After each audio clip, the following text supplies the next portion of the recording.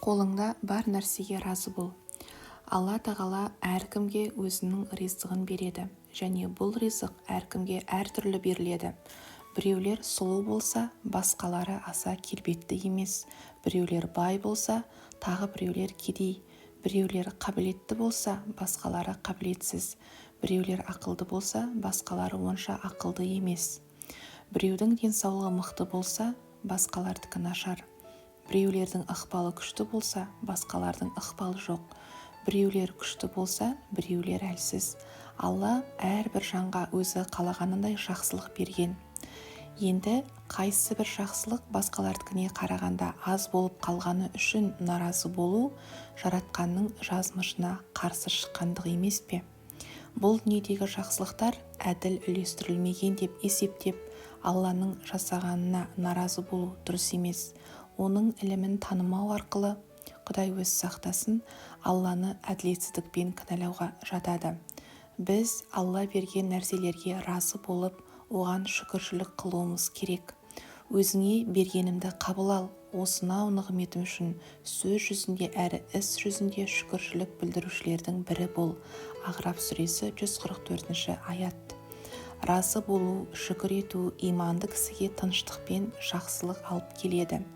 Біздің тақуа ата-бабаларымыздың көбі кедей өмір сүріп, зәулім үй мен мол байлыққа ие болмаса да, ешқашан еш нәрсеге шағымданған емес.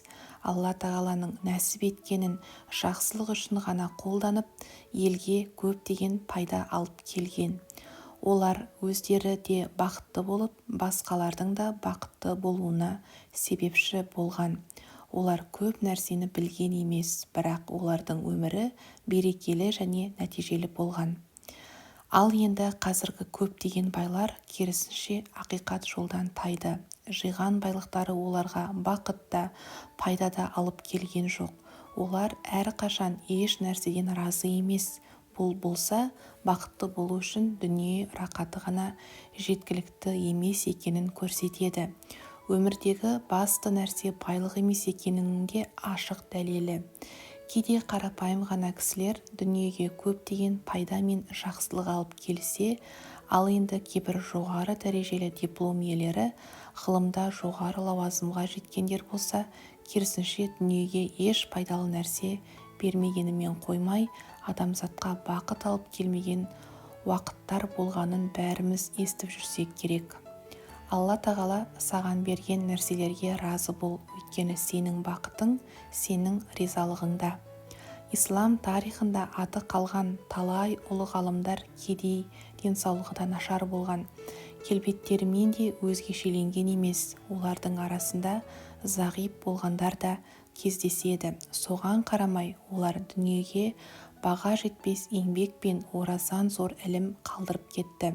Сондай-ақ адамзаттың ең ардақтылары пайғамбарлардың қой баққанын ұмытуға болмайды. Дәуд пайғамбар сауыт жасаумен шұғылданса, Закария пайғамбар ағаш ұстасы болған.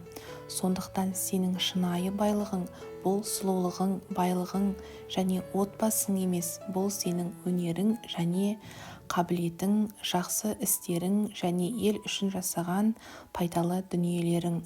Алла тағаланың саған берген нәрселеріне разы бол, шүкір қыл. Бұл дүниеде олардың ризық несібелерін де мына біз үлестірдік. Зухруф сүресі 32 аяттан. Арқаңа жер шарын арқалап алма. Әрдайым тіпті түнде төсегіне жатқаннан кейін де дүниеде болып жатқан оқиғалар туралы ойлап, ол оқиғалар басқа жерде емес, тап бір өзінің үйінде болып жатқандай сары уайымға салынатын кісілер бар. Мыңдаған шақырым алыстағы соғыс не басқа құрлықта болған әуе апаты олардың қайғыға батуларына себеп болады. Базардағы көпестің көтерілісі олардың көңіл күйін бұзса, кешкі жаңалықтарды көргеннен кейін не таңертеңгі газеттерді оқығаннан кейін қан қысымы көтеріліп, асқазан жарасы ұлғаяды. Валюта курсының өзгеруі не құрғақшылықтың басталуы мұндай кісілерді өлтіретін инфарктыға шейін жеткізуі мүмкін.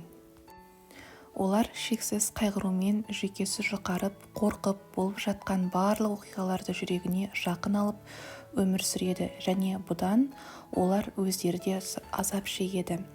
Олар бейне бір мақта секілді барлық өсек-аяңды жаман хабарларды өздеріне сіңіріп алып, қорқынышты бір нәрсе шындап болып кеткенге шейін қайғырумен басын ауырта бастайды. Қандай оқиға болмасын, олар жүрегін басып, жығылып, тіпті тыныштандыратын дәрі ішетін жағдайға жетеді. Олар негізі жоқ құр уайыммен өздерінің денсаулығына зиян келтіріп, жүйке жүйесін әбден жұқартады. Бақытты болуға шын ниетімен ұмтылған иманды кісі байсалды, төзімді, сабырлы болады.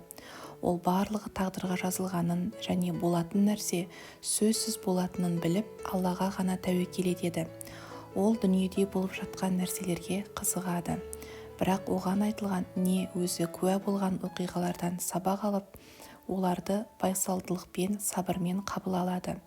Ол өзін алда болатын оқиғалар туралы ойлаумен қинамайды. Өйткені бұл сары уайым өзіне де, айналадағыларға да ешқандай пайдалып келмесін біледі. Керісінше ол ойлар уақытталады және кісінің мазасын қашырады. Мұндай иманды кісілер өсектерге немқұрайды қарап, қандай мағлұмат болмасын, сенімді қайнар бұлақтардан алуды дұрыс көреді. Олар егер қандай да бір оқиға болып жатса, ол жаратқанның еркі және оның рұқсатымен болып жатқанына толық сенеді. Ал енді Алла не жасаса да арты жақсы бітеді. Демек, қайғыруға, жөнсіз қорқуға ешқандай себеп жоқ. Мұндай кісілер өмір жолында сенімді қадам басып, әлемдердің иесіне тәуекел етеді және одан жәрдем сұрап, алда тап болған тосқауылдарды сенімді басып өтеді. Бұлар имандылықпен бақытқа кенелген кісілер. Қайғыртқан нәрсенің бәрі өтіп кетеді. Барлық тіршілік иесі жанды атаулы өледі. Әрбір жан өлімнің дәмін тататыны ешкімге жасырын емес. Осылай болса да, біз бір күні бұл дүниені тастап кететінімізді білмегендей болып жүреміз. Біз бұл дүниеде мәңгілік қалатындай өмір сүреміз. Бұл өмір қаншалық қысқа екенін ойлап та қоймаймыз және есеп күніне дайындалмаймыз. Уа адамдар, Раббыларыңа асылық қылып, қаһарына ұшыраудан сақтаныңдар. Біліп қойыңдар, шүбәсіз қиямет күнінің зіл-заласы, алапат, құбылыс, Хадж сүресі 1 аят. Оларға сендердің әу бастан белгіленген межелі күндерің бар. Сендер ол күнді бір сәтке болсын кейінге шегере де, тездете де алмайсыңдар, деп айт. Сәба сүресі 30 аяттан. Адамдардың есеп беретін күні таяды. Алайда олар соңында да ақиқаттан сырт айналған күйі қапылдықта жүр. Әнбия сүресі 1 аят. Бұл дүние біздің қайғы-мұңымызға және қайғыруымызға татымайды. Өйткені ол біз үшін уақытша. Бір есіктен кірдік, енді екінші есіктен шығамыз. Бізге азап тарттырып, қайғыртып жатқан нәрсенің бәрі жақында өтіп кетеді. Не үшін біз онда әрдайым қайғырамыз? Не үшін аяғы жоқ уайым, шегі жоқ қайғымен өзімізді қинаймыз? Егер бізге қазір жаман болып жатса, онда біз оның бәрі жақында, тіпті біз ойлағаннан да тезірек бітетінін еске алуымыз керек. Біраз сабырлықпен әлемдердің иесіне тәуекел етуіміз керек. Алланың әмірімен пейіш бақтарында мәңгілік рахаттарға ие болып жүріп, жердегі қайғы-мұң, қиыншылықтар туралы еске алу сыйлық. Ертең тыныштықпен демалудан рахат алу үшін бүгін бар күшімізді жинап, барлық жақсы әрекетімізді жасайық. Пейіш туралы ойлан. Егер қапа болып жан дүниең қиналып тұрса, пейіш жөнінде ойлан. Уа Мұхаммед, иман келтіріп игілікті істер атқарғандарды сүйіншіле. Шүбәсіз олар үшін жайқалған жасыл бауларының арасы мен зәулім сарайларының түбінен өзендер ағатын жәннат бақшалары бар. Оларға ризық ретінде сол жердің жемісінен ұсынылған сайын, бұл бізге бұған дейін де берілген ризық қой деседі. Негізі олардың дәл өзі емес, ұқсасы беріледі. Олар үшін жәннатта пәк жұбайлар бар. Олар онда мәңгі бақи тұрақтап қалады.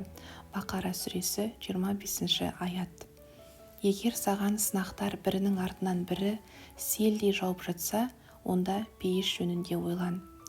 Әлде сендер өздеріңнен бұрын өткен қауымдардың басына келгендер бастарыңа келместен жұмаққа кіреміз деп ойладыңдар ма?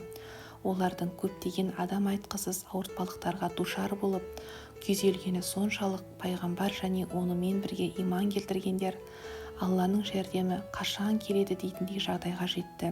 Біле білсеңдер, Алланың жәрдемі өте жақын. Бақара сүресі 214 аят. Егер сенде жағдай өте ауыр болып, өмір тек бәле-кесапаттардан тұрғандай болып көрінсе, онда пейіш жөнінде ойлан. Аллаға қарсы келіп, асы болудан барынша сақтанған тақуа жандар үшін Раббыларының дәргейінде жайқалған жасыл бауларының арасымен һәм салтанатты сарайларының түбінен өзендер ағатын жәннат бақшалары бар, һәм олар мәңгі бақи сонда болады. Сондай-ақ онда олар үшін пәк жұбайлар және бәрінен де қайырлы болған Алланың разылығы бар. Әли Имран сүресі 15 аяттан. Егер сенің тағатың таусылған болса да, пейіш туралы ойлан. Олардың алатын сыйы, қарымы Раббыларының кең кешірімі мен жайқалған жасыл бауларының арасынан және зәулім сарайларының түбінен өзендер ағатын жәннат бақшалары болмақ. Олар сонда мәңгі бақи қалып бақытты ғұмыр кешеді. Діннен үйреніп білгенін іске асырып, игілікті істер атқарғандардың алар сыйы неткен ғажап десеңші. Әли Имран сүресі 136 аят. Егер сен қатты шаршағаныңды және бақытсыз екеніңді сезініп тұрсаң, онда пейіш туралы ойлан.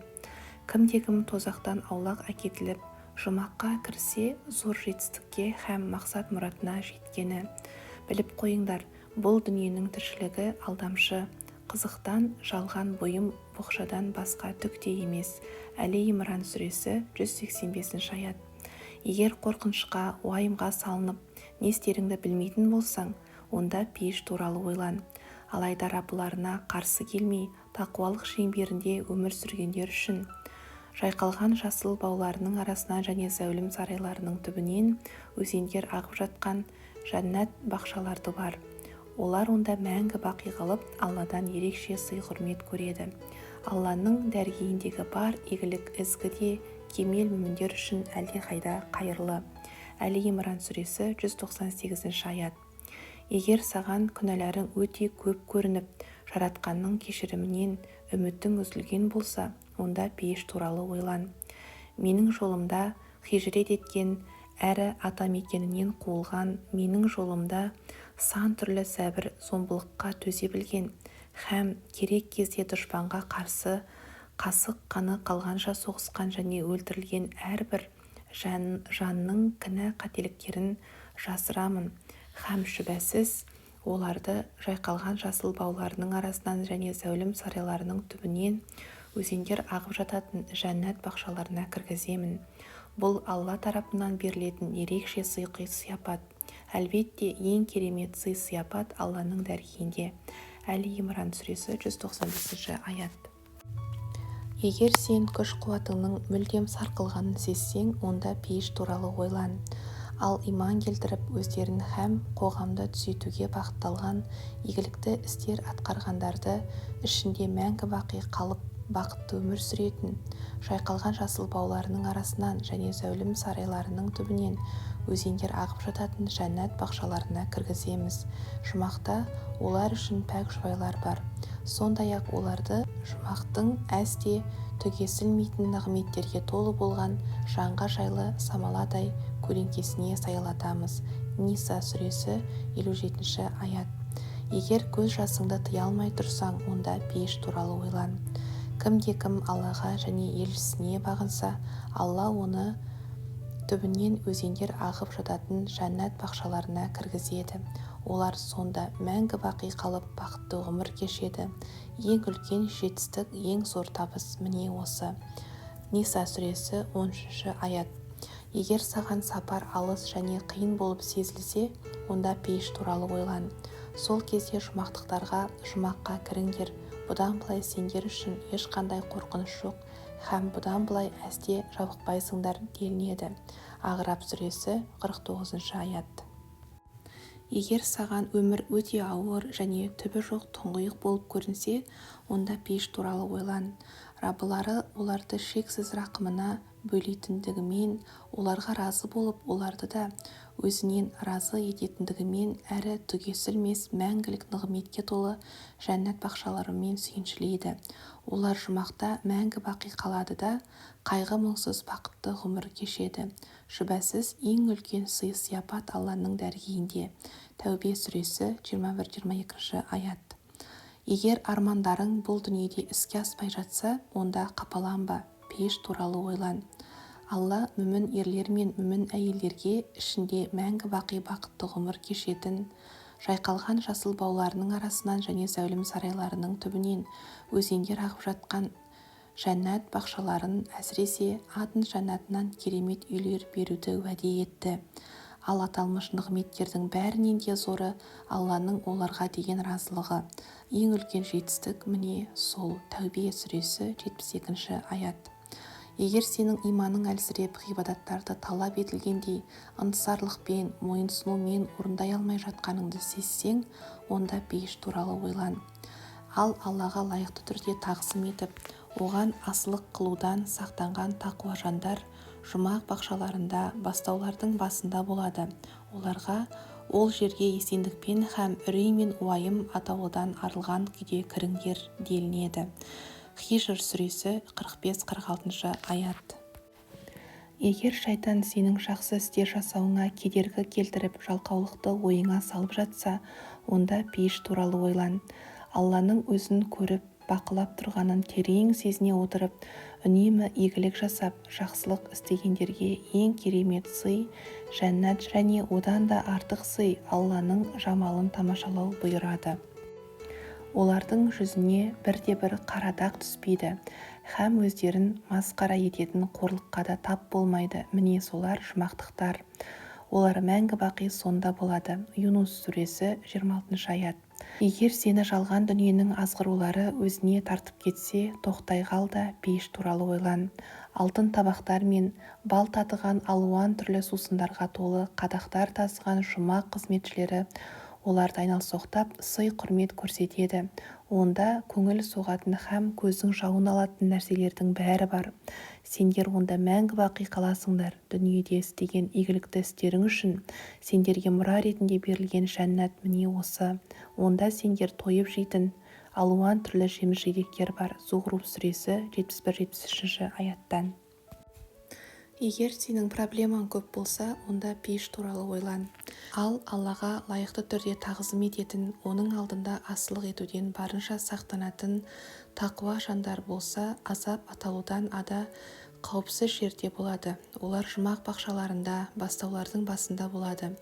Үлбіреген жұқалтым жібек пен жалтылдаған атластан тігілген киім киіп, яғни үлде мен бүлдеге оранып, орындықтарға шалқая түсіп, мейірлене бір-біріне қарасып отырады. Иә, солай, сондай-ақ оларға құралай көз хор қыздарынан пәк жұбайлар нәсіп етеміз. Олар онда ешкімнен һәм еш нәрседен қорықпай және қысылып қымтырылмай жайбарақат отырып, көңілдері соғатын жемістер мен нығметтердің түр-түрін алдыратын болады. Олар жалған дүниемен қош айтысарда дәмін татқан алғашқы өлімді былай қойғанда, онда өлімнің дәмін әсте татпайтын болады. Сондай-ақ Алла оларды жалындаған жаһаннам азабынан мәңгі бақи сақтайды. Духан сүресі 51-56 аят. Иманды кісі сынақтарды шыдамдылықпен көтергені үшін оны зор сыйлық күтіп тұрғаны есіңде болсын. Және бұл сыйлық сондай мол һәм берекелі болғандықтан, оған жетісімен кісі бұл жалғандағы басынан өткізген азаптарын толық ұмытады. Ал Раббыларын шын көңілден ұлықтап, оған қарсы келуден һәм қаһарынан сақтанғандар лек-легімен жәннатқа жөнелтіледі.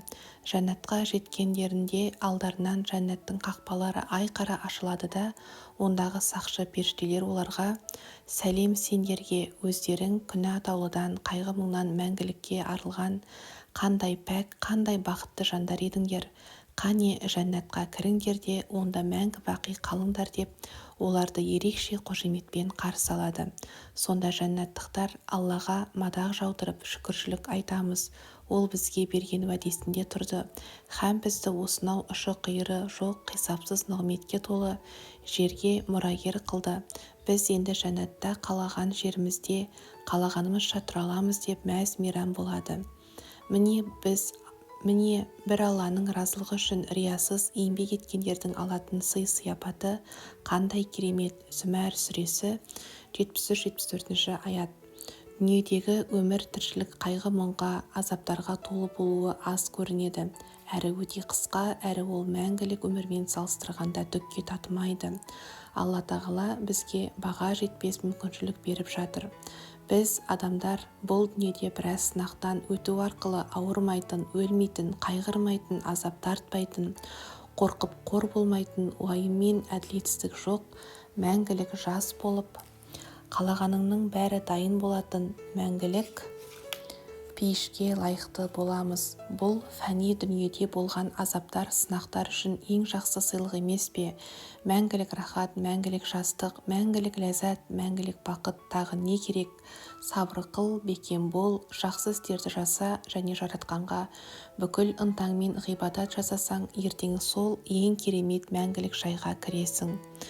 Дүниедегі қиыншылықтарға сабырлылық танытқандарың үшін сендерге сәләмун алейкум деп тыныштық, есендік тілейміз. Осынау ақырғы ақырет мекені қандай керемет. Рағд сүресі 24 аяттан.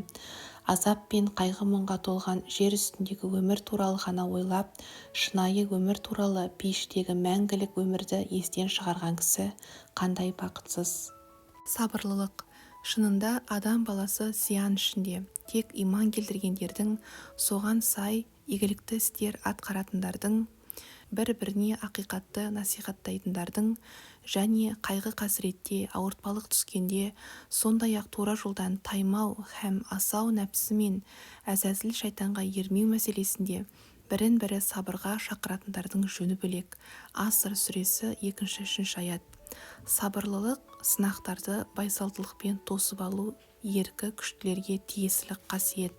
Сабырлылық жетпей қалса не істеуіміз керек? Мысалы, біз шыдай алмай қалсақ не істеуіміз керек? Тарихта өткен ұлы адамдар қалай сабырлылық танытқандығы туралы көптеген мысалдар бар. Олардың өмірлері үздіксіз сынақ пен түрлі азапқа толы болған. Сонда да олар ақырғы деміне шейін сабыр қылған. Біз олардан үлгі алсақ жақсы болмақ. Пайғамбарлардың басына қаншама сынақ келген, бірақ олар үнемі шыдамдылық, бекемділік және мойынсұнушылық көрсеткен. Әбу Бәкір ас-Сыдық өлім алдында жатқанда оған дәрігер шақырайық па деп айтқанда, ол мені көріп кетті деп жауап берді. Ол не деді деп сұрағанда, Әбу Бәкір Алланы меңзеп, мен қалағанымды жасаймын деп айтты деген. Алла үшін шыда, сабырлы бол, шыда және жақында құтылатындығыңа, күнәларыңның кешірілетіндігіне, Алланың өзінің шыдамды, сабырлы құлдарына жомарттықпен беретін сыйлықтары бар екендігіне сен. Бәрі жақсы болады. Екі дүниеде де бақытты болғың келе ме? Басыңнан қандай оқиға өтіп жатса да, сабырлылықпен, шыдамдылықпен Алла тағала саған келген сынақты жақсылыққа айналдырады деген үмітпен қабыл ал. Қайғырғанмен пайда таппайсың. Егер сен бәле-кесапатқа ұшыраған болсаң, сен жасай алатын ең жақсы іс туындаған жағдайға үйренісуге әрекет жасау. Аурудың себебінен сол қолын иығынан төмен кестірген бір кісіні білемін. Ол бұл кемшілігі үшін азап шегіп, ауыр қайғыға батқан жоқ. Керісінше шыдамдылығын көрсетіп, өмір тұрмысын жалғастыра берді. Үйленді, балалы шағалы болды. Машинаны бір қолымен өте жақсы жүргізеді және өзінің ісін еш нәрсеге шағымданбай ұқыпты орындайды. Ол Алла оны басынан бері бір қолды қылып жаратқан сияқты өмір сүреді. Хадисте Алла тағдырыңа нені жазса, соған разы болсаң, ел ішіндегі ең бай кісі боласың делінген. Адам өмірдің әрқандай шарттарына тез көндігіп, үйренісіп кетеді. Әлбетте, материалдық жағдайдың жақсарғанына, оның жаман болып қалғанына қарағанда тезірек үйренісеміз. Осылай болса да айналаңа қарап көр. Қаншама кісілер жұпыны үйлерде тіршілік етіп, қарапайым азықтармен күн кешіп жүр. Сонда олар бақытсыз ба? Жоқ. Керісінше, олардың көпшілігі қоймасы тола зәулім үйлері, қымбат бағалы көліктері бар байларға қарағанда бақыттырақ. Болатын нәрсе біз қалаймыз ба, қаламаймыз ба бәрібір болады. Сондықтан қапа болып, қарсы болып, наразылығымызды көрсетуіміз ақылсыздық. Ақылды кісі әрбір жамандықты жақсылыққа айналдыра алады және шынында да иманды кісінің жағдайы таңғаларлық. Оның барлық жағдайы ол үшін жақсылық, әрі бұл иманды кісіден басқаға берілген емес. Егер оған жақсы нәрсе болса, ол Аллаға шүкір қылады және бұл ол үшін жақсылық болып жазылады. Ал енді оған кесел-кесапат келетін болса, ол сабырлылық танытады және бұл да ол үшін жақсылық болып есептеледі. Алла елшісінің саллаллаху алейхи уассаламның сахабалары қалай өмір сүргенін, оларға келген сынақтарды қалай қабыл алғанын еске ал. Сонда саған келген сынақтар өзіңе сезіліп жатқандай сұмдық қорқынышты, шығатын тесігі жоқтай тұңғиық емес екенін түсінесің. Пайғамбарлардан кейінгі ең жақсы кісілер, әулиелер де өте қарапайым жұпыны өмір сүрген. Кедейлік олардың көпшілігінің ажырақсыз жазмышы еді. Бірақ олар соған қарамай бақытты өмір сүрген. Өйткені оларда одан маңыздырақ байлықтары, иманы, сенімі, жақсы амалдары, көркем әдеп ақлақтары бар болып, Аллаға тәуекел етуді, ақыреттік игілікті көздеуді жақсы білді. Біз болсақ, өзімізді олардың мирасқорлары деп есептейміз. Енді біздің олардай бақытты болуымыз үшін не жетіспейді?